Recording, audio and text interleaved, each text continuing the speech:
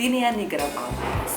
Nah, penyakit ini merupakan penyakit kulit yang disebabkan oleh penyakit jamur yang sifatnya superficial atau hanya mengenai permukaan kulit saja, yang bisa mengenai area telapak tangan dan kaki. Sebagai pendahuluan, jadi Tinea nigra palmaris ini merupakan infeksi jamur superficial asimptomatik yang disebabkan oleh Pyoane myeloses wernicke. Umumnya menyerang kulit telapak tangan dan ditandai dengan bercak makula non-squama berpigmen dalam. Lesi ini cukup sangat khas. Kemudian Tinea nigra memiliki predileksi untuk daerah tropis dan subtropis di Asia, Afrika, Amerika Tengah, dan Selatan.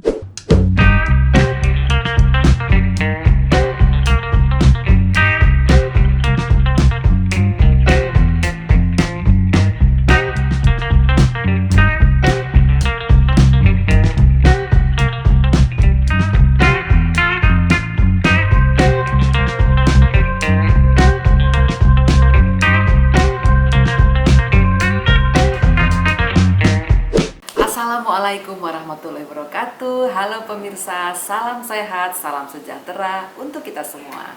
Dan pada video kali ini saya akan dibantu oleh mahasiswi kedokteran Universitas Yarsi yang bernama Dina Kurniati dengan judul Tinea nigra palmaris.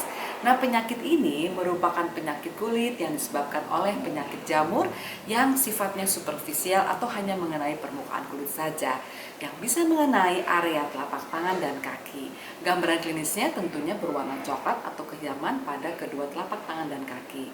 Nah, kelainan ini tidak berbahaya tetapi mengganggu secara estetik karena tampak warnanya ada coklat atau kehitaman di kulit telapak tangan dan kaki tersebut.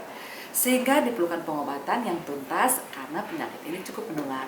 Dan perkembangan penyakit ini adalah berjalan lambat dan tentunya kelainannya biasanya tidak ada gatal atau nyeri yang ekstrim. Nah, untuk lengkapnya ikuti ya pemirsa oleh Dina Kurniati agar kita mengetahui semua penyakit ini. Bismillahirrahmanirrahim. Assalamualaikum warahmatullahi wabarakatuh. Baiklah, sebelumnya terima kasih saya ucapkan kepada dokter pembimbing, Dr. Nenden Sobarna, SPKK VMD VMM, atas waktu dan kesempatannya, dan teman-teman atas waktu dan kesempatannya juga. Baiklah, langsung saja saya akan mulai presentasi referat saya dengan judul Tinea nigra palmaris. Sebagai pendahuluan, jadi Tinea nigra palmaris ini merupakan infeksi jamur superficial asimptomatik yang disebabkan oleh Pyoane myeloses wernicke. Umumnya menyerang kulit telapak tangan dan ditandai dengan bercak makula non-squama berpigmen dalam. Lesi ini cukup sangat khas. Kemudian Tinea nigra memiliki predileksi untuk daerah tropis dan subtropis di Asia, Afrika, Amerika Tengah, dan Selatan. Untuk tinjauan pustakanya, dari definisi, Tinea nigra adalah infeksi jamur kulit asimptomatik superficialis, biasanya menyerang kulit palmar yang disebabkan oleh Horte wernicke atau Pyoane lomices. Kemudian ada definisi dari Tinea nigra palmaris sendiri. Tinea nigra palmaris merupakan infeksi jamur superficial yang asimptomatik pada stratum corneum di regio palmaris. Untuk epidemiologinya, penyakit ini termasuk yang jarang terjadi. Kasus Tinea nigra terjadi secara sporadik di beberapa belahan dunia, terutama di daerah pantai negara tropis dan subtropis, seperti Kepulauan Karibia, Amerika Tengah dan Selatan, kemudian Asia, Afrika, dan Australia. Penyakit ini paling sering menyerang anak-anak dan dewasa muda. Pada wanita, 3 kali lebih sering dibandingkan dengan pria, dan hampir sebagian besar infeksinya ini dilaporkan terjadi pada individu dengan imunokompeten. Untuk etiologinya, jadi umumnya disebabkan oleh Horte wernicke, kemudian bisa juga disebabkan oleh Exopiala wernicke atau Cladosporium wernicke yang merupakan jamur Dematisos seperti ragi. Dematisos ini adalah jamur kapang yang berwarna coklat. Kemudian selain dari golongan Horte wernicke, bisa juga disebabkan oleh jamur seperti Stenella araguata. Untuk patogenesisnya, jadi patogenesis secara pastinya ini sampai saat ini belum dapat dijelaskan, namun Tinea nigra merupakan infeksi mikosis superficialis pada stratum corneum. Infeksinya diyakini terjadi akibat inokulasi dari sumber kontaminasi seperti tanah, limbah, ataupun kompos. Masa inkubasi Tinea nigra ini selama 2-7 minggu. Namun dalam beberapa penelitian eksperimental, masa inkubasinya bisa sampai 20 tahun. Jamur ini akan menunjukkan adhesi lipofilik pada kulit manusia yang secara eksklusif akan ditemukan pada stratum corneum dan biasanya tidak meluas ke stratum lucidum. Toleransinya terhadap lingkungan dengan konsentrasi garam yang tinggi dan pH yang rendah membuat jamur ini semakin mungkin tumbuh di kulit manusia. Perubahan pigmen pada kulit menghasilkan makula berwarna gelap. Hal ini tuh terjadi karena adanya akumulasi zat mirip melanin pada jamur. Kemudian jamurnya ini biasanya berada saprofit di tanah, limbah, sampah, tumbuhan yang busuk dan humus, juga bisa tumbuh di kayu dan cat pada lingkungan yang lembab serta tirai kamar mandi. Lesinya diduga terjadi melalui inokulasi langsung pada kulit yang sebelumnya mengalami trauma minor. Faktor predisposisinya adalah telapak tangan yang hyperhidrosis ataupun bisa di telapak kaki. Ada yang menyatakan tidak ada faktor predisposisi, namun dan tidak ada hubungan dengan sistem imunologi, serta ada beberapa pendapat yang menyatakan adanya hubungan dengan penyakit lain ataupun genetik. Infeksinya biasanya hanya terbatas pada stratum corneum dan tidak merangsang timbulnya reaksi inflamasi.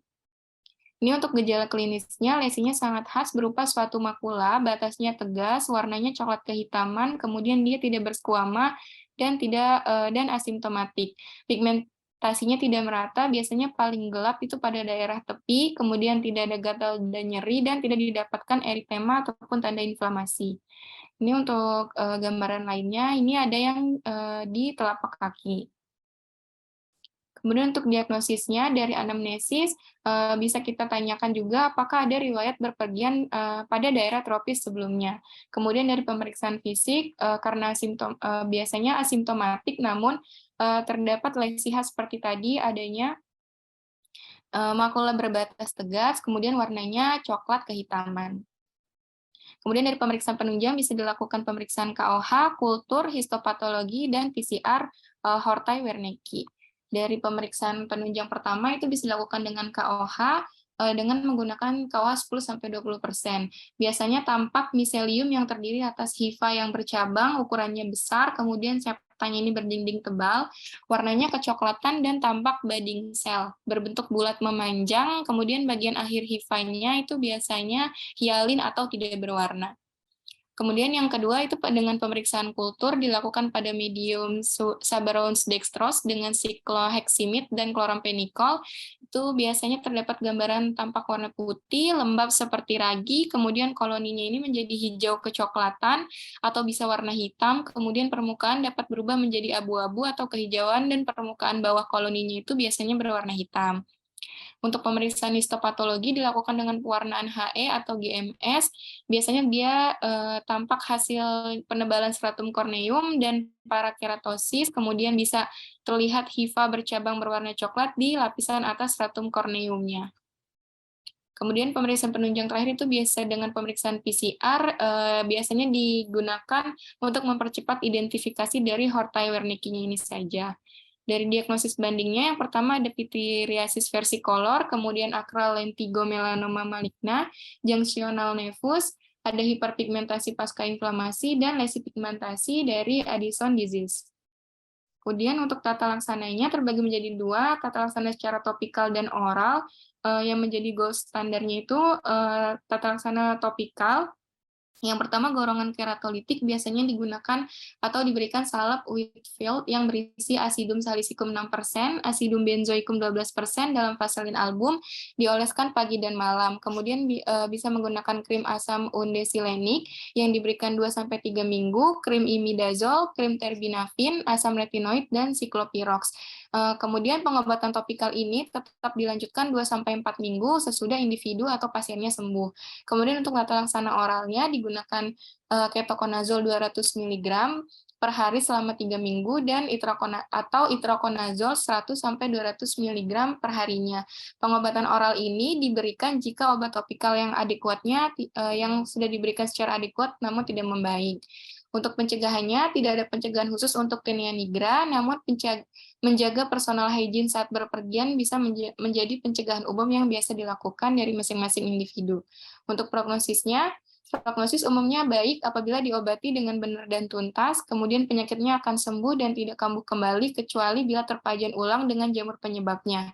Resolusi spontannya sangat jarang terjadi, namun bila keadaan ini tidak diobati karena biasanya asimptomatik, tinea nigra ini bisa menjadi kronik. Ini untuk daftar pustakanya. Baiklah, alhamdulillahirrabbilalamin, presentasinya sudah selesai. Demikianlah penjelasan dari Dina Kurniati mengenai penyakit tinea nigra palmaris. Semoga yang telah menyimak video ini agar melakukan pencegahan supaya tidak terjadi kelainan ini. Semoga bermanfaat ya untuk semuanya. Dengan demikian, jangan lupa di subscribe, like, share, dan komen. Wassalamualaikum warahmatullahi wabarakatuh.